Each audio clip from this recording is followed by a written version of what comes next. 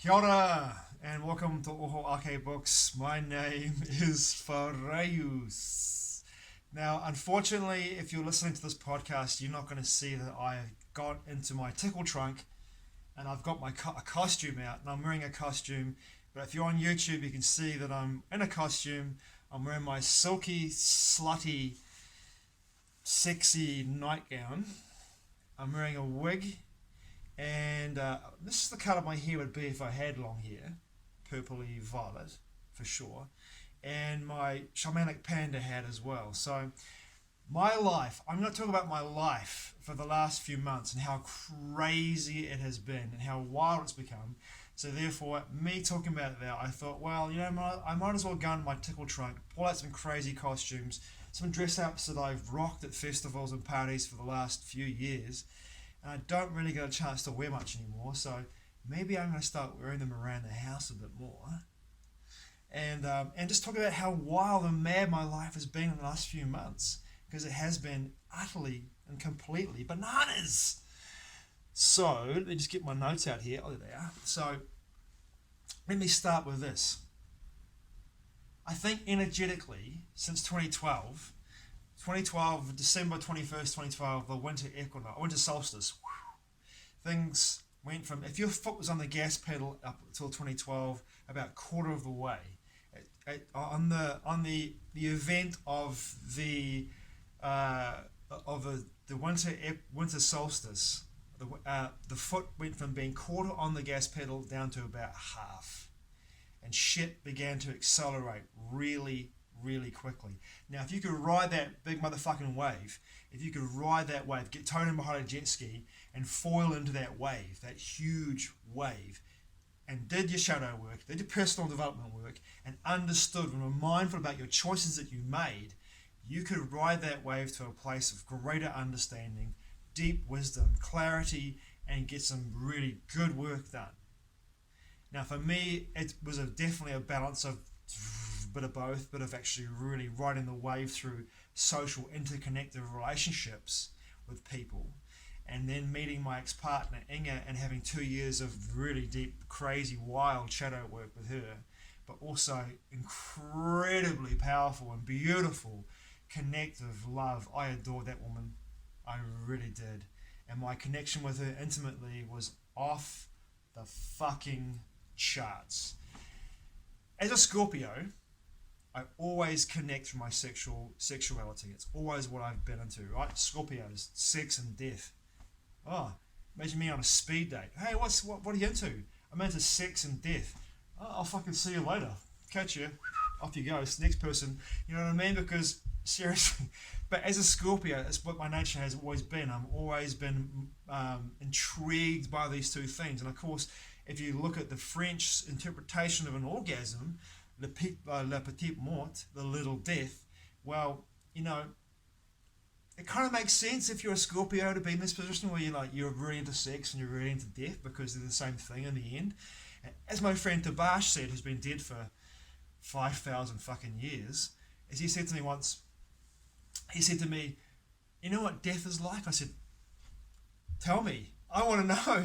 Tell me. I've died thousands of times, but I can't remember the experience. And he's like, well, take the best orgasm you've ever had in your entire life, multiply it by 1,000,000, and that doesn't even come close to the experience of how it feels to leave your body. And what that is that when you leave the lens of the human body, your level of expansiveness, your ability to actually perceive beyond the five senses of the human body, the lens of the human body, in my perception anyway, when you leave the human body and you go to that place of deeper understanding of the nature of the multiverse, that feeling of the connectedness that you feel is so unbelievably orgasmic, incredibly orgasmic. It's like you are truly a part of all things, and the human body, the limitations of the human body are no longer there. Boom, you're in this experience. So, as a Scorpio, I've done my best to bring that experience into my physical body and share it with other people, other women that I've connected with in that way. And it's just being who I've been. How did I even get here in the first place? What was I talking about? Okay, back to my notes. So, in the last the last few months, I have been seeing myself and other people. Like other people have been my mirror and have been showing me those aspects about myself that I have recognized that in my past I was that guy, I was that girl, I did this, I did that. You know, there's an example of that for me was I have a friend of mine who entered into a connection with somebody and who thought that they were going to do the work together in regards to their personal spiritual evolutions. They were going to move together as a team towards building an experience of a life together. And what happened was that one person wasn't ready to do the work. They weren't the work was so intense that for them their idea of doing the work at that time that they were with that person was just too much, and they just didn't want to do it. They wanted to live their life in a way on their own terms rather than on someone else's terms. Now, for me, in my experience in the past, I have been on both sides of that coin. I have been the guy that tried to push somebody either through subtle manipulation or through real manipulation into having the experience of becoming and doing the spiritual growth work with me so we can move together to build this connection together, build this future together. And the person that I'm with has gone like, what the fuck are you doing? Are you really trying to coerce me into doing something I don't want to do right now? And then there's been me on the other side of that coin as well, has been the guy, I've been with somebody, a partner, I've been with someone, my ears and my eyes, I've been with somebody who has wanted to do the work with me, and I'm absolutely fucking terrified of going into my traumas, going into my past, going to a place where I have to face my own shadow and go like, there's no way I'm going there. My inner child is fucking freaking out. If I go into that process, into that experience with you, I don't know I'm going to make it. I can't do this with you. I don't want to do this with you. You aren't the person I want to have this experience with, so I will see you later. And I've gone. I've left. But, you know, I've been both people. I've seen that experience, and I've seen myself in that experience and going, oh my God, I'm actually both. I've been both people. Now, I've seen this in so many people that I interact with in interpersonal relationships. I have seen this so much lately. I've seen myself and other people in a way like never before. Like never before. I have seen myself in these connections with people and gone like, I did that. I did that too. Oh fuck, I did that as well. You know what I mean? I'm like, oh my God, this is me. I'm looking at me. This is actually me. And I feel the empathy. I feel the compassion. I feel for myself and the forgiveness for myself. I have to often take a moment to step back and go like, okay, I forgive myself for being a dick. You know what I mean? Because there have been times in my life where I have been a dick of historical proportions. Of historical proportions. And part of that process is acknowledging that for me, acknowledging my dickiness, how much of a dick I was. Because I didn't know any better. Even when I knew better, I knew I had a choice to act a different way, I still went through the programs. I still went through the process of being a dick. When I could have made the choice to be more loving, more understanding, more patient, more vulnerable and more real. I just didn't have the courage to fucking do it. And that's the truth of it. I didn't have the courage to do it because I was terrified. I was scared out of my fucking mind, and the fear took hold of me more than my ability to actually recognize that I was scared. And it wouldn't be till when Ingo and I were in our last year of our relationship together in 2019, when we were seeing a couples counsellor, that the penny really fucking dropped for me. It really dropped for me. We were seeing a couples counsellor, and we had a huge argument the week before, and we were seeing our couples counsellor, May Sahar, I think on a Wednesday. And I was thinking to myself, I am fucking done with this. I can't deal with this anymore. The counselling work I'd done for about 4 months before Ingo and I got back together again, we had a sabbatical for about 2.5 months between 2018 and 2019. And what happened was that I had seen a counsellor for about 5 months. In that process of working with this counsellor, I had discovered so much about my connection to my relationships and my interpersonal and intimate relationships and about myself. And I was just like, oh my God, wow, I had been this person, I had experienced this because of that, and I was just so clear about what I wanted to experience and what I didn't want to experience. But in regards to the couple's connections, the real intimate connections, what brings out the real deep woundings, the real deep traumas, Anger and I had this argument, and things weren't going so well. So I was thinking like, this is it, we're done. And she came into the space while I was sitting in the waiting room. And when she walked in there, she said to me after the session we had together with May, she said, I thought we were done. She sat down next to me and she looked at me, and I just fucking burst into tears. I just bawled my eyes out because I realised in that moment that I'd never felt safe in relationships due to my childhood woundings of abandonment and rejection and never being heard. Bang. My whole life changed in that one moment. And I realised, oh my God, I've never felt safe in relationships. And that is why I have sabotaged so many. That is why so many have never worked out. And that is why I've always been terrified of commitment. Just massive revelation. And I've seen that. I've seen that in other people right now in my life. I've been seeing this. And it's just like, wow, dude. This is wild. It's like I'm actually seeing myself in other people. And I'm being empathic and as compassionate as possible as I'm having these experiences and going like, oh my God, wow, that's me. That's me.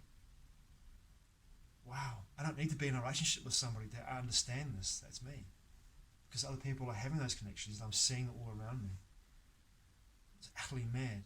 And as I'm in this space where I'm understanding this and having this experience, I feel as though, and I'm not being elitist in the sense, and I'm feeling like I'm resonating in this frequency band that sort of is in a higher state of awareness and mindfulness. In that state of mindfulness and awareness, I do feel as though it's very, I wouldn't say lonely, but I'd say it's very vacuous. It's in this country, at least, in the city, I feel is the city. It feels very vacuous in the nature of the space that I feel myself in. It doesn't feel like I'm occupying a space full of other souls or other resonances. It feels as though that resonance that I'm in feels very, very, in this city at least anyway, in my experience, it feels very singular. It doesn't feel like I'm actually occupying it with a lot of people, and the people that I am occupying it with, I can resonate with and connect with in that way, are so few to me in the city, in Wellington. I feel like I'm dancing alone in this space, and there's no one there but just me, and I just feel as though like, wow, this is bizarre. Why is there not other people there on the dance floor? It's just me. I don't mind. I'm dancing to this beat. It's kind of cool. It's kind of cool to be here alone, but it'd be nice if I looked over there and saw someone else dancing next to me, but there's no one there. That's how I feel as though, and I can't connect with people. I have to go to a place where I'm not saying I'm coming down to people's levels, but I'm having to resonate in a way to connect with people, often in a way that brings me out of that frequency band into a place where I can meet them. And that to me feels really tiring at this time, in this energetic frame. I feel really tired when I'm around people and I connect with them in a way that feels to me like it's not in my resonance field, that I'm not necessarily there all the whole time. I'm having a human experience, but when I'm in this field, I'm in this resonance field of like feeling from my heart space, and I'm feeling the sense of expansiveness.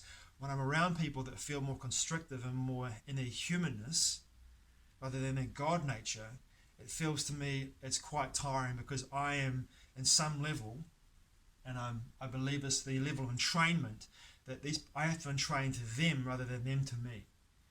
And that I wish it was the other way around, where they were entraining with me and I was lifting them up as best I possibly could to a place where they were getting to see the world from these dizzying heights that I'm living in right now. What a fucking spiritual ego. Hey! So yeah, and that's been happening for me quite a lot lately, and it's been happening to me quite a lot lately. And then I was drawn to listen to a podcast from my friend, or a reading from my friend Tabash, which I had, I think it was last year in August, which I listened to it about 2 weeks ago, while I was having an experience, which I'll talk about later. But I listened to the podcast, and it was from last year, 2021, August 2021, and he talked about the idea that I was being, well, he talked about the not the idea, but the truth that I was being lazy in regards to how I was connecting to source energy, and my humanness was bringing me back to a place of too much fucking analytical thinking rather than the stillness of the void of source energy, which is God, our God nature, and me acting from that place, which is really from my heart space, coming into the heart space, feeling the stillness in that heart space, then moving from there, from my heart space into reality, and creating from there. And my thoughts, my words, and my actions were not reflecting out into the world that which I wanted to do, where I was coming from, not being clear about where I was going, not being clear about how I was thinking, not being clear about the knowledge that I am a creator. God, we're all gods. We're all God and God. We're all pieces of source energy. We are all creators. But not acknowledging that creative force and understanding that by being creators, we are able to manifest through feeling, through emotion, through visualization, and understanding that all those experiences happening in this eternal moment in our bodies, which cannot decipher whether it's happening in the past or the future or the present. All it knows really is that the energy that we feel in that moment is what we feel in that moment, and that's all there is, the ever-present moment.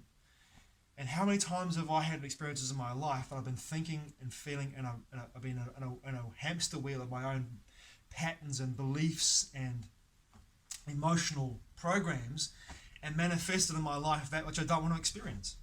How many times? And the answer is too fucking many times. Have I been in a situation where I've been manifesting in my life that which I don't want to experience, and haven't been mindful of the fact, haven't been aware of the fact that I'm only in a program, a hamster wheel program that I've created for myself, and I'm not mindful of the fact that I'm thinking and creating the emotional content, and my body is only responding to that, and therefore the resonance is magnetizing into the unified field and bringing back to me that which I don't want to experience, or do want to experience, So, and I got the message of it. Oh my God, that's fucking right, man.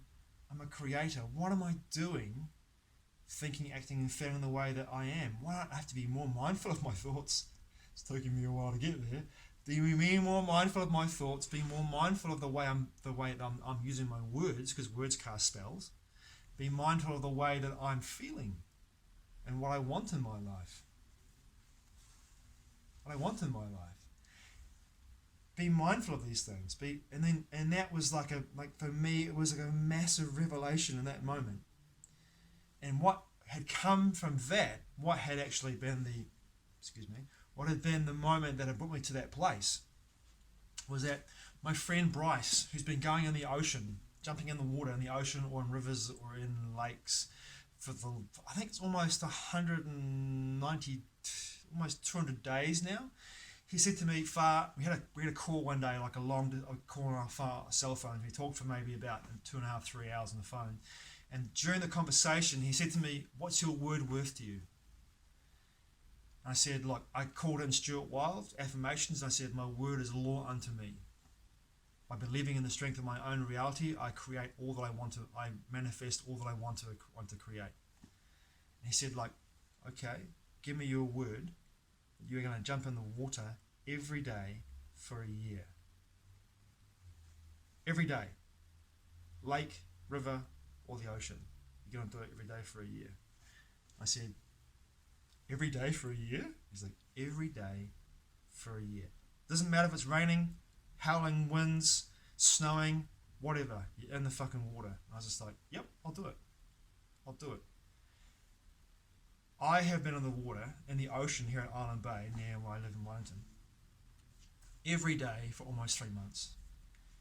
And it has changed my life in a way that is irreversible. And he helped me to understand and put me to a place of deeper reverence and connection and ritual with this process for me. It's going down to the ocean or to the water. God, my hair's so beautiful. Going down to the ocean, down to the water, and then there with reverence,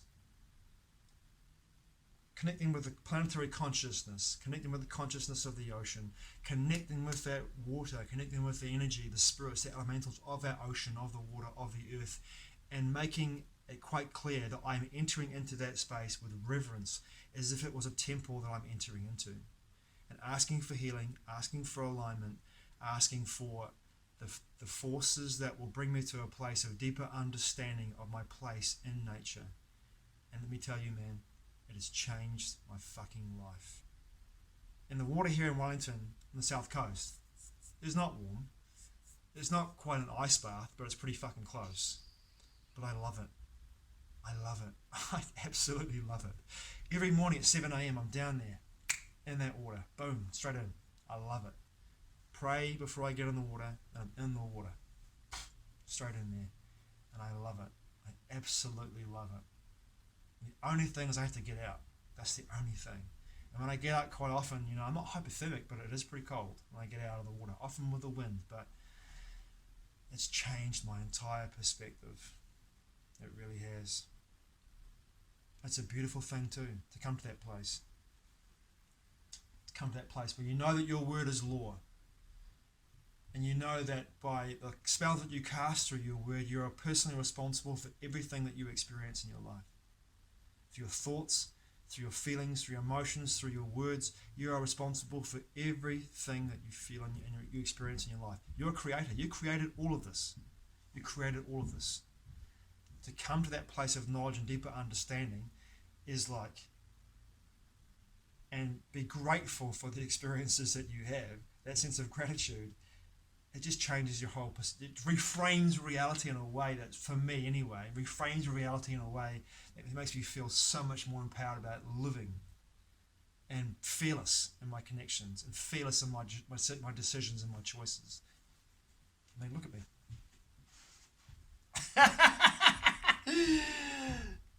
My notes on my computer here. I still look at my notes, see what I'm saying next.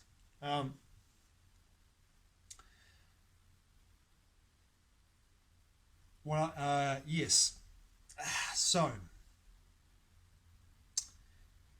discipline, connectivity, the natural world, swimming in the ocean. I feel more empowered now in my life than I have in a long, long time. And that comes on a multi-tiered level. I've been learning about that natural law and my place in creation, God, man, woman, corporations, the public, for about since December last year, when I did a common law, natural law course weekend here in Wellington. And since then, I have been becoming more and more empowered, understanding my place in the levels of creation, understanding legalese, understanding acts and statutes, understanding natural law, and becoming empowered through that process of understanding natural law, understanding my place, understanding how to write conditional letters of acceptance to corporations and public entities, understanding that corporations are simply pieces of paper. They're figments of man's creation. They're creations that come below me, and having no fear of dealing with these corporations. What's the worst thing they're going to do to me? Put me in jail? Go ahead. I'll always be free. I'll always have that connection to nature. The only thing you'll stop me from doing is getting in the fucking water. And fuck you if you try to, because I'll find a way to walk through that jail cell wall, go to the ocean and come back and get back in my jail cell if I have to. I'll learn how to do the David Copperfield thing, and I'll fucking walk through the great wall of the prison cell, baby. Straight through it. No problem whatsoever. So, but anyway, natural law. I've learned how to feel more empowered by this, to understand my place in creation. It's changed and reframed my entire way that I perceive reality. As all these has the consolidation of power has become so prevalent in our society through emergency powers use and this ridiculous health crisis that we have found ourselves in over the last couple of years, which has now become the Ukraine-Russia crisis, which will morph into the climate crisis, no fucking doubt, which is the next cab off the rank. And the consolidation of power is becoming more and more quicker. I have no fear at all the offers that have been given to us, and they are simply there, they're offers. And living my life by arrangement, which basically means I decide what I choose to accept in regards to offers. I'm not going to silently acquiesce to a situation where I find myself being offered something that I don't want to be part of. In other words, I'm empowered enough to understand if the government offers me something, a corporation offers me something, I'll look at it and go, no thank you, I'm good, thank you very much, doesn't apply to me. Statutes, acts apply to legal entities, which are artificial entities, which are legal fictions, which is a form of fraud, and I'll call you on it. I'll call you on it because I know my place in creation, and you are below me, and you will do as I say. And if they say, well, we'll throw you in prison, I say, come and fucking give it a shot. Go ahead and do it. What are you going to do it on? What are you going to base it on? This isn't a fucking gulag in Russia. You know what I mean? So, to me, until it happens, and even if it does happen, I'm not afraid. I've died thousands and thousands and thousands of times. What's the worst thing they're going to do? They're going to set me free so I can get back to source energy? People that I know around me that buy into this stuff, buy into the fact that, oh my God, they're gonna put this in and this in and this in, and it's gonna be a transhumanist nightmare. I see the timelines. I understand that there's a potential for us to solidify certain timelines due to acquiescence, silent acquiescence of the mass formation of society. I see that happening, especially in this country. My God, in Aotearoa, New Zealand, there are so many people that are in mass formation who are silently acquiescing and giving their power away to a let's say a force that's moving through all levels of parliamentary Westminster politics and Westminster style governance in this country, that's moving through that governance, and it's basically taking us down a road towards a nightmarish Orwellian crazy batshit mad world, which I'm not buying into. I might want a part of that. The offer is there. I'm good, thanks. Take a pass. Good luck with your nightmare. Take it, stick it sideways, and shove it up your ass. Not interested. Don't want it. Don't need it. Not going to have it. I know where I'm going. I know what I'm creating, and that's not it. But so many people are acquiescing to it. Because through silent acquiescence, because they don't know who they are. They don't know themselves. They don't know their place in creation. And if you look at natural law as we have it today through statutes and acts came from Rome. It's all Roman law. And it's the law of admiralty the law of the ocean brought onto the land as a ruse to keep us out of our empowerment under natural law, which has always been, until 1666, the Great Fire of London, has always been the way, the law of the land, common law. But the Roman law, bringing in this Roman law, and it goes into a biblical context too, but this is a whole different podcast.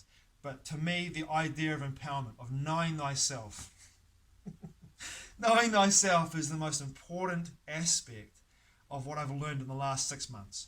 Knowing thyself and where I sit in that power structure. The only force that is above me is God, is source energy. And then us, we, living men and women. It's everyone, not just me. It's everyone. If you know who you are, then this whole game is over. If people en masse woke up to realize their empowerment, to understand who they were, and understood how this worked, the level of deception that was taking place globally, especially through the Western society, understood this, the whole thing would collapse like that. It would be over. The whole thing would be over, and we could build something beautiful and wonderful and amazing. And all it would take us to do is to wake up to know who we are. To know who we are. Creative projects. in 2020, I wrote a book of poems called Genesis of Mine, a poetic start to a new decade. And I had various people that I had lined up to work with me to produce this album and to put the cinematic soundtrack through it that I wanted to create. But as a consequence of me trying to reach out to certain people who weren't really wanting to work with me and to help me to create what I wanted to create, I was kind of stuck in a position where I had this album that I wanted to produce, wanted to create, wanted to work with. I had the idea of how I wanted to have it's 12 months, 12 poems. I had this idea of like where I wanted to take it, because this is basically my whole year of 2020 and what I felt through every single month of that year, energetically, emotionally, mentally, physically, spiritually. And I wanted to make it into an album, a spoken word album with a cinematic landscape that ran through it like a current through the whole album of 12 months. And I thought, I've got to find someone to work with to do this. So last year, I went on to Fiverr, and I found someone in Australia, a cat called Tom Stevenson from Nocturnal Hubcap Records, who's been amazing to help me to produce these podcasts that I've been producing for the last, God, how many months now? Maybe 5 months podcasts I've been doing, and also was able to bring his genius into the creation of Genesis. And I heard the master for the album, and it's so fucking amazing. I've wanted to do this for 20 years, to put my words to music. And even though I'm not singing, I mean, maybe I could, I definitely could. My voice is pretty good. I mean, I'm not too bad. I mean, I need a bit of coaching maybe, but I could have sung the songs rather than speak them. But I decided to go with the spoken word.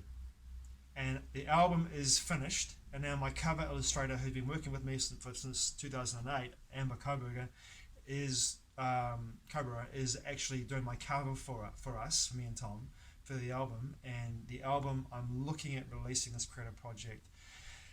Fingers crossed. I would say late winter at the moment. I'd say that. And I've just finished yesterday my second album I want to release, which is called In My Life, which is the Beatles song from Rubber Soul, for friends and lovers. And I've chosen 20 friends and lovers from my entire life, who were instrumental in my personal development, who were instrumental in my memories of my heart, who mean everything to me in many ways. And I've been very vulnerable, I've been very authentic and very real in regards to my personal understanding of my connections with these people. The poems that I've wrote have been really, really interesting, because when I've been writing these poems, I've been transported back into the moment that I was actually having the time I spent with these people, these beautiful souls. And I've been able to glean from these experiences my experience of what it felt like to be in a connection with this person, and how my own, in many situations in regards to lovers, my own failings to have the integrity that I have now, but didn't have then, due to the nature of my fear and me seeing myself in that state, and forgiving myself for my lack of courage, and forgiving myself for my lack of mindfulness, and for forgiving myself for being a complete utter fucking dick a lot of the time, but also acknowledging what these beautiful individuals, men and women in my life, friends and lovers, meant to me so much, and how they've helped me to become the person that I am today. Now, a lot of these people I wrote about, I'm no longer in contact with them at all, a lot of them. But it doesn't mean I don't love them, and I really do mean that. And so this is a really amazing project, and I know that this is my second album. I'm hoping to release it in New Zealand summer, so maybe November, December, we'll see. But this is a whole new creative aspect for me, a whole new creative avenue for me, and I love it. It's something I've wanted to do for such a long time, and one day I think I will write an album. That's right too. I wrote a song called Wisdom Keeper about my experience with Wachuma, which is the San Pedro cactus, which I've been building a connection with, a relationship with, since 2020, an interpersonal connective relationship with. This brings me to the last part of this podcast and this video I'm going to talk about. But anyway, first of all, Wachuma, yes. So I had this interpersonal connective relationship with the spirit of this plant medicine. Some petal cactus, which grows in the Andes, and they call it Wachuma. And I've been incrementally having these doses where I've been meeting the spirit of the plant. But it's only the last couple of months that I've realized what I have been doing, which is I've been inviting the spirit of the plant. Rather than having the glass in my hand and calling out the vessel of the medicine, I'm the vessel, medicine comes into me, and the spirit enters into my being. And by doing that, we have this interpersonal connective relationship, a symbiotic relationship where the spirit of the medicine, the plant, can have a human experience, can perceive reality through my senses, subtle and physical and more dense, and have this experience of experiencing reality through me rather than the other way around. And about 2 weeks ago, actually it was 3 weeks ago, one of my friends packed a bunch of very small psilocybin mushrooms. We call them gold tops in this part of the world. Subragosa, I think they're called. And I had 4 tiny little ones, And I fasted before I had them, went to my favourite spot, Makara Beach, for sunset. And then I invited the spirit of the psilocybin mushroom to come into my body after ingesting them. And they were tiny. I thought they would have the most tiniest, subtlest little alteration of my consciousness. And I'd be like, oh, that was lovely. Very mellow, very quiet, very gentle. Oh my fucking God. How wrong was I? It wasn't subtle at all. It was like being kicked in the balls, it was like with the steel cap boots. I remember watching the sun go down and thinking like, oh yeah, it started to come on. It feels quite subtle. I turned around to face into Makara Harbour from where I was standing, looking over towards the South Island where the sun was going down. And the clouds are moving across the sky. I was like, that's quite a visual lattice I can see in the sky there. That's interesting. I don't usually see that kind of lattice effect in the sky unless it's quite a strong alteration of my consciousness. And I turned around and looked down into the harbour mouth, and what I saw was that the harbour, the ocean, was firing these waves that were rippling up through the hills around the harbour, and the grass was moving like a wave, like someone was pulled a rug up and given it a snap, and there's a wave going through all the way up through the hillsides up into the sky. I was just like, what have I fucking done? It was so intense. I was like, oh shit. And at the time, astrologically, there was a partial eclipse of the sun happening in the northern hemisphere. So I'm going down this bank towards the inner harbour, getting cold because it was getting cold, and there was quite a strong, brisk southeast wind coming into the harbour, so it was quite cold. I'm thinking, I've got a lot of fire. So I get down to this area where there's a lot of driftwood around in a harbour mouth. I lit this fire, and the moment I lit the fire, I realised, I had this revelation, like, the fire is interdimensional.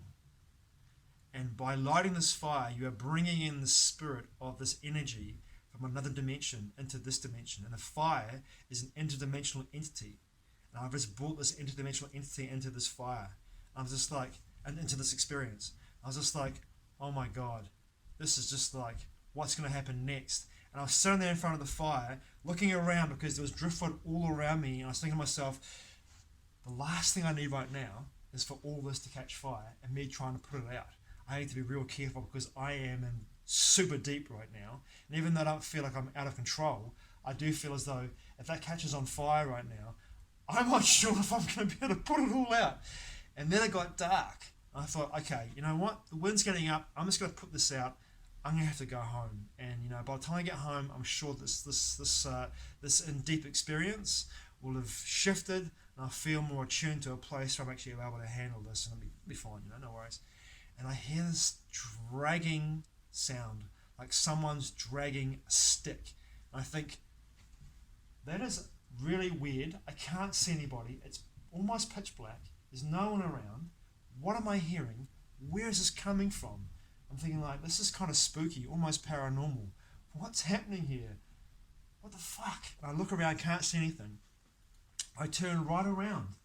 I look behind me, and there's a woman standing there about 5'3", beneath a wooden pallet that's about 6'1", with glasses on, staring at me. And I'm like, oh fuck! And I didn't say, where'd you come from? I kind of like, oh hi. And she's like, can you see the seal in the harbour chasing fish? And it's fucking dark. I'm looking in the harbour, going like, and it's flat, pancake flat. There's no seal chasing fish. There's nothing there. It's just, the ocean's pancake flat like a lake. There's nothing. I'm like, oh no, I can't see it. She's like, yeah, there's a seal just there chasing fish. I was just like, dude, I'm not tripping. You must be tripping. I didn't want to say it to her, but she was like, it's just there, it's just there. I was like, I can't see anything, man. I'm like, oh yeah, okay. She's like, I think it lives in the grass behind me here. And she's on this track, and there's like a grass bank behind her. And she's like, I think it lives in the grass behind me here. And then she goes, at the end of the night, you might have a new friend. And I was looking at her thinking like, what the fuck? I wish somebody was here to hear what you just said. Why does this shit always happen? This random, crazy, wild shit happen when you're fucking tripping and you're alone. What the fuck? Are you even really there? Was she even really there? I thought to myself, is she fucking there? And then she turned around, and then she continued to drag this enormous wooden pallet along the track in the inner harbour. I was thinking to myself, if I wasn't so deep in the fucking mix right now, I'd go and give her a hand to carry that pallet, because she's struggling to carry it wherever she's taking it to. But she disappeared off into the darkness. No torch, no flashlight, nothing. Just disappeared off into the darkness, and I thought to myself, fuck, I think me and plant medicine have to take a little break. It's too much. This is too much. I think I need to take a break from this. I'm too sensitive, too overly sensitive to this shit right now. It's too much. Because at the same time this was happening, the emotional programs that run through my being, the emotional egoic programs were kind of giving me a quiet, gentle assault, like a few body shots. I was getting these thoughts going through my mind, like they were just passing through me. I was observing them, but I was taking these body shots from my emotional mind. They were kind of bringing me back to a place of feeling very ungrounded. So I thought to myself, yep, that's it. I think me and plant medicine, especially with psilocybin, but I find that with these mushrooms, they're a bit tricky, they're a bit trickstery. I said, that's it, I'm done. I'm done with plant medicines for a while. I think I need to just be sober in my sobriety and enjoy my life in my sobriety and connect with nature in a very sober way. But even though I say it's in a sober way, it's still incredibly magical because I'm living my life in a very multidimensional sense. But I heard her dragging this crate around the inner harbour, and then suddenly it stopped. So she must have picked it up and carried it around. I mean, she must have carried it around the rocks, like where she must have got it from, because she'd come around the south coast of the harbour from Muckra Beach there, where I go to quite often. And you have to cross over this enormous escarpment of rocks, which is about 500 metres wide and quite uneven. And she must have carried it over her shoulder. And it was huge. And she was tiny. Carried it over. And then around the harbour, she was just dragging it because she couldn't carry it anymore. I felt like I should have given her a hand, but I was worried about the fire. Eventually I put the fire out and went home. But it was like, the lesson for me in that experience was, okay, if you're going to invite the spirit in, just be aware of who you're inviting in. Just be aware of the nature of the astrological alignments that you're also putting yourself in. Be aware in regards to the connection you're having with this plant medicine, because if you're bringing in this energy at a time where the fluctuations, and of course is the powers that be, the left-hand path mystery schools and left-hand path adepts who are using this energy for malevolent reasons, you have to be clear about what you are bringing in and where you're resonating from in this experience, because if you're not clear about this, you could find yourself wavering in a place where you just don't want to be because you just don't feel grounded and you don't feel safe. And I know that having that experience kind of taught me that, you know, I think that it was time for me to stop and say, you know what, if I find this medicine, I will pass it on to somebody else or allow someone else to find it. You know, I have had such an amazing, incredible, enriching experience with plant medicines throughout my entire life in various ways. But I do feel as though now, at least for now, that my time with them has to come to an end due to the nature of my sensitivity, due to the nature of what I'm experiencing in life, and where and where I'm going. All right, time for me to go and get changed. Time for me to eat lunch. Great to see everybody. Thanks for listening to this podcast. I truly appreciate it. It's been all over the fucking place, but this is just me talking about my revelations of the last few months, what's been going on for me, and also bringing people into a place where they get to know me better and also see what kind of a fool I am in my hot, silky, sexy, slutty nightgown, my shamanic panda hat, and of course my beautiful purple wig. So thanks for watching. Thanks for listening. I truly appreciate it. Mate wa. I'll see you again soon.